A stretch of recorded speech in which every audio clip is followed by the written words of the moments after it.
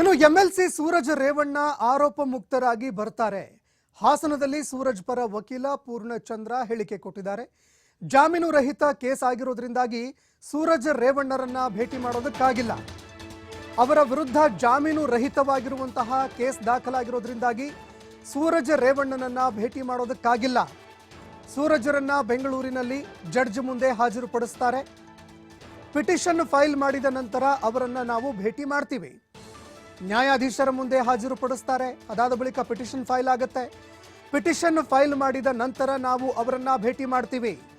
ಸೂರಜ್ ಪರ ವಕೀಲ ಪೂರ್ಣಚಂದ್ರ ಹೇಳಿಕೆ ಕೊಟ್ಟಿದ್ದಾರೆ.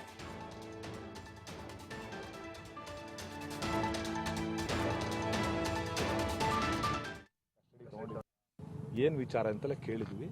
ಅವ್ರು ಹೇಳಿದ್ದಾರೆ, ನಿನ್ನೆ ಏನು ಹೊಳೆನರಸೀಪುರ ರೂರಲ್ ಪೊಲೀಸ್ ಸ್ಟೇಷನ್ನಲ್ಲಿ FIR ಪ್ರಕರಣ ದಾಖಲಾಗಿದೆ, ಆ ಪ್ರಕರಣಕ್ಕೆ ಸಂಬಂಧಪಟ್ಟಂತೆ ನಾವು ಪೊಲೀಸ್ ಕಸ್ಟಡಿ ತೊಗೊಂಡಿದ್ದೀವಿ ಸರ್ ಅಂತ ಹೇಳಿದ್ದಾರೆ. ಅವರು ಜನಪ್ರತಿನಿಧಿ ಇರೋದ್ರಿಂದ ಕಾನೂನಿನಲ್ಲಿ ಅವರನ್ನು ಬೆಂಗಳೂರಿನ ಜನಪ್ರತಿನಿಧಿ ನ್ಯಾಯಾಲಯಕ್ಕೆ ಅವರನ್ನು ಹಾಜರುಪಡಿಸಬೇಕು.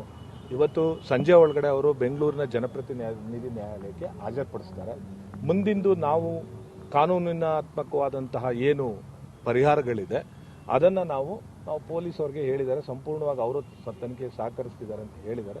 ಆ ಕಾರಣಕ್ಕೋಸ್ಕರವಾಗಿ ನಾವು ಮುಂದಿನದನ್ನು ನ್ಯಾಯಾಲಯದಲ್ಲಿ ಮುಂದುವರಿಸ್ಕೊಂಡು ಏನು ಕಾನೂನಿನ ನೀತಿದೆ ಅದರ ಪ್ರಕಾರ ಹೋಗ್ತೀವಿ. ಆ ಆಪಾದನೆ ಬಗ್ಗೆ ಅವರೇ ಯಾವ ರೀತಿ ತನಿಖೆ ಮಾಡಬೇಕು, ನೀವು ನಾನು ಈ ನೆಲದ ಕಾನೂನಿನ ನಾನು ಬೆಲೆ ಕೊಡಬೇಕು ಅಂತ ಹೇಳಿ ಬಂದಾಗ ಅವರನ್ನು ಕಸ್ಟಡಿಗೆ ತೊಗೊಂಡಿದ್ದಾರೆ.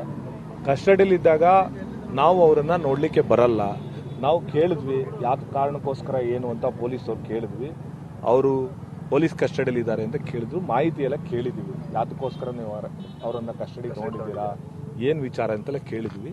ಅವ್ರು ಹೇಳಿದ್ದಾರೆ, ನಿನ್ನೆ ಏನು ಹೊಳೆನರಸೀಪುರ ರೂರಲ್ ಪೊಲೀಸ್ ಸ್ಟೇಷನ್ನಲ್ಲಿ FIR ಪ್ರಕರಣ ದಾಖಲಾಗಿದೆ, ಆ ಪ್ರಕರಣಕ್ಕೆ ಸಂಬಂಧಪಟ್ಟಂತೆ ನಾವು ಪೊಲೀಸ್ ಕಸ್ಟಡಿ ತೊಗೊಂಡಿದ್ದೀವಿ ಸರ್ ಅಂತ ಹೇಳಿದ್ದಾರೆ.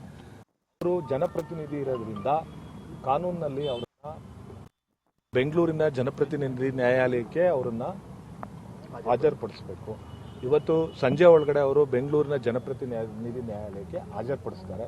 ಮುಂದಿಂದು ನಾವು ಕಾನೂನಿನಾತ್ಮಕವಾದಂತಹ ಏನು ಪರಿಹಾರಗಳಿದೆ ಅದನ್ನು ನಾವು ಪೊಲೀಸ್ ಅವ್ರಿಗೆ ಹೇಳಿದ್ದಾರೆ. ಸಂಪೂರ್ಣವಾಗಿ ಅವರು ತನಿಖೆ ಸಹಕರಿಸ್ತಾರೆ.